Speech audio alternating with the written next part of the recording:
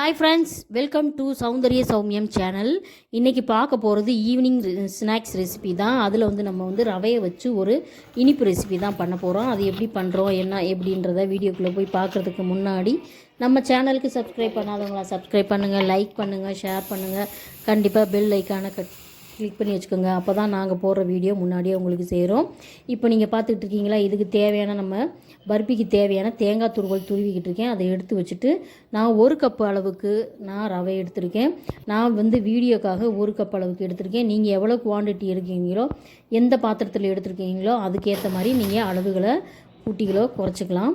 இப்போ வாங்க அடுப்பை ஆன் பண்ணிக்கலாம். அடுப்பை ஆன் பண்ணிக்கிட்டு ஒரு பாத்திரத்தை வச்சுக்கலாம். ஒரு அகலமான பாத்திரம் வச்சுக்கிட்டிங்கன்னா கொஞ்சம் நல்லாயிருக்கும் வறுக்கிறதுக்கு. அதில் நம்ம எண்ணெயோ எதுவுமே ஊற்றாமல் வெறும் ட்ரையான பாத்திரத்தில் நம்ம எடுத்து வச்சுருக்க ரவையை நம்ம வறுக்க போகிறோம்.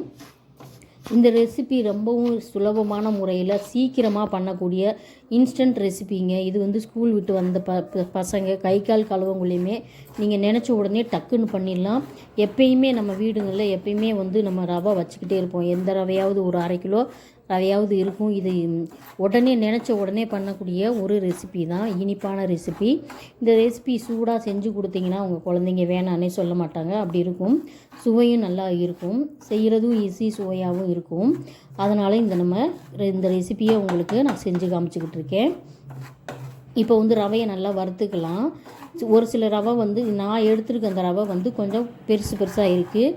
இந்த ரவை இல்லாமல் நீங்கள் கடைகளில் கேட்டிங்கன்னா அப்படியே பூ மாதிரி இருக்கும், வெள்ளையாக நல்லா பொடியாக இருக்கும். அந்த மாதிரி நீங்கள் ரவை எடுத்துக்கிட்டிங்கன்னா கலரும் நல்ல வெள்ளையாக இருக்கும், நல்லா பொடிக்கிறதுக்கும் மாவாக வரும்.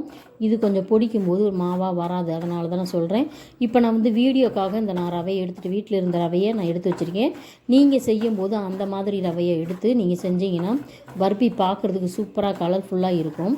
இப்போ நல்லா வறுத்துக்குங்க. ஆனால் கருகு விட்டுறாமல் வறுத்துக்குங்க. நான் வீட்டில் டப்பாவில் போட்டு வச்சுருந்ததுனால அது இதாக இருக்கும் அப்படின்றனால ரொம்ப நேரம் வறுத்துக்கிட்டு இருக்கேன். நீங்கள் உடனே போட்ட உடனே சூடான உடனே எடுத்து பாத்திரத்தில் போட்டு எடுத்து வச்சு ஆற வச்சுட்டு அப்புறமா நீங்கள் யூஸ் பண்ணிக்கலாம். இப்போ நல்லா வறுத்துட்டேன்.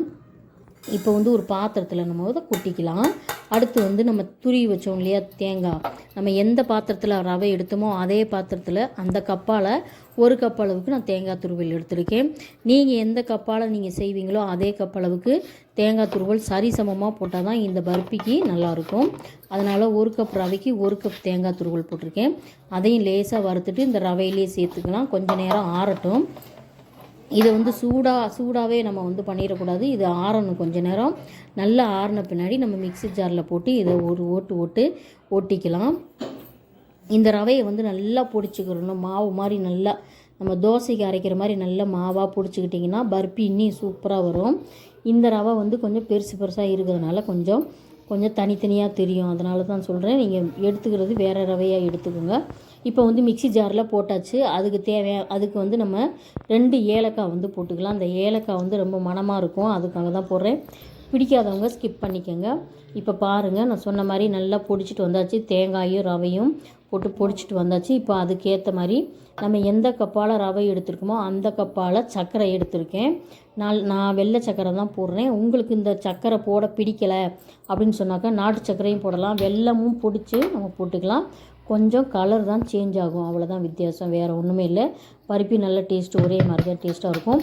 இப்போ நம்ம அரைச்சி வச்சுருக்க இந்த பொடிகளை போட்டு அது மேலேயே நம்ம எடுத்து வச்ச சர்க்கரையும் போட்டு நல்லா கிளறினோம்னாலே பருப்பி ரெடி ஆகிடுதுங்க. ஏன்னா இந்த சர்க்கரை மெல்ட் ஆன உடனே நம்மளுக்கு பருப்பி தயாராகிடும். அவ்வளோதான் விஷயம், ரொம்ப சிம்பிள்.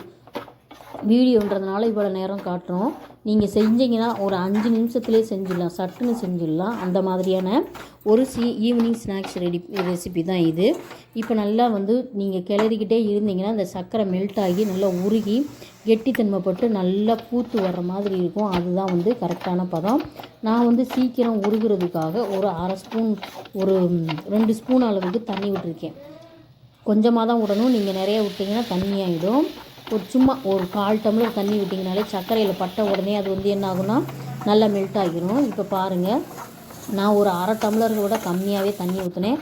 தண்ணி ஊற்றின உடனே அந்த சூடுக்கும் இந்த சர்க்கரைக்கும் நல்லா மெல்ட் ஆகி அல்வா பதத்துக்கு வந்துருச்சு. சுற்றிலும் நீங்கள் பார்த்தாலே தெரியும், உங்களுக்கு அது வந்து பூத்த மாதிரி இருக்கும். அதனால் வந்து அதுவே கரெக்டான பதம். இந்த ரெசிப்பியில் வந்து கொஞ்சம் கூட நெய்யோ பட்டரோ எதுவுமே சேர்க்கல, எண்ணெயுமே சேர்க்கல.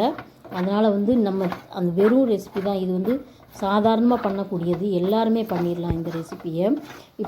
இப்போ சுற்றிலும் வந்து நல்லா பூத்த மாதிரியே இருக்குது. இந்த ரவையை பார்த்தீங்கனாலே உங்களுக்கு தெரியும், நல்லா அது மெல்ட் ஆகி நல்லா அப்படியே பொரிஞ்சு வந்து அந்த ஸ்டேஜில் இருக்குது. இப்போ இதை எடுத்துக்கலாம். இப்போ ஒரு தட்டு எடுத்துக்கலாம். அதில் வந்து நம்ம கொஞ்சமாக எண்ணெய் கோல்டு வின்னர் 1 ஸ்பூன் ஊற்றி நல்லா தடவி விட்டுட்டு அப்புறமா அதை போடலாம். இது எதுக்காக அப்படின்னு சொன்னாக்க, நம்ம இது வந்து தட்டோடு ஒட்டிக்கிறக்கூடாதுன்ற இல்லையா, அதனால தான் இந்த 1 ஸ்பூன் எண்ணெய் கூட நம்ம யூஸ் பண்ணுறோம். இல்லைன்னா அது கூட யூஸ் பண்ண தேவையில்லை. இப்போ இந்த ரவை கலவையை வந்து இதில் போட்டு கரண்டியால் வச்சு நல்லா இது பண்ணி ஸ்ப்ரெட் பண்ணி விடுங்க. அப்போ தான் நம்ம வந்து ஸ்லைஸ் போட முடியும். கைகளால் தொட முடியாது. ஏன்னு கேட்டிங்கன்னா ரொம்ப சூடாக இருக்குது, கைகள் பொத்துற அளவுக்கு சூடாக இருக்குது. அதனால் கரண்டியை வச்சு இந்த மாதிரி நல்லா ஸ்ப்ரெட் பண்ணி விடுங்க. ஸ்ப்ரெட் பண்ணிவிட்டு நம்ம சூடாக இருக்கும்போதே கத்திகளை வச்சு நல்லா அறுத்து விட்டுடலாம். ஆறிடுச்சுன்னா நம்ம வந்து இதில் ஸ்லைஸ் போட முடியாது, பாறை மாதிரி இருகல் தன்மை வந்துடும். அதனால் லேசாக சூடாக இருக்கும்போதே நம்ம கத்தியை வச்சு ஸ்லைஸ் போட்டுக்கலாம். உங்களுக்கு பிடித்தமான சைஸு வந்து போட்டுக்கலாம். நீங்கள் அளவுகள் எப்படியோ வந்து நீங்கள் போட்டுக்கலாம். நான் ஸ்கொயர் ஸ்கேப்பில் தான் போட்டிருக்கேன். அதை வந்து நம்ம ஆறின பின்னாடி தான் எடுக்கணும். இப்போ வந்து சும்மா வந்து ஸ்லைஸ் மட்டும்தான் போட்டு வைக்கிறோம். ஆறின பின்னாடி எடுத்திங்கன்னா அழகாக பாறையாக நல்லா பேத்துக்கிட்டு வரும். சூடு ஆறின பின்னாடி நீங்கள் வந்து ஸ்லைஸ் போட முடியாது. இப்போ கொஞ்சம் நேரம் நல்லா ஃபேன் காற்றுல வச்சு நம்ம ஆற விட்ட பின்னாடி எடுத்து காமிக்கிறேன் பாருங்கள். அப்படியே தட்டில் ஒட்டாமல் அப்படியே பேத்துக்கிட்டு வருது பார்த்தீங்களா. சூப்பரான ரவை பர்பி ரெடி ஆயிடுச்சு. நீங்களும் உங்கள் வீட்டில் உங்கள் பசங்களுக்கு, ஸ்கூல் விட்டு வர்ற பசங்களுக்கு செஞ்சு கொடுங்க. வீடியோ பிடிச்சிருந்தா லைக் பண்ணுங்கள், ஷேர் பண்ணுங்கள், கண்டிப்பாக சப்ஸ்கிரைப் பண்ணுங்கள்.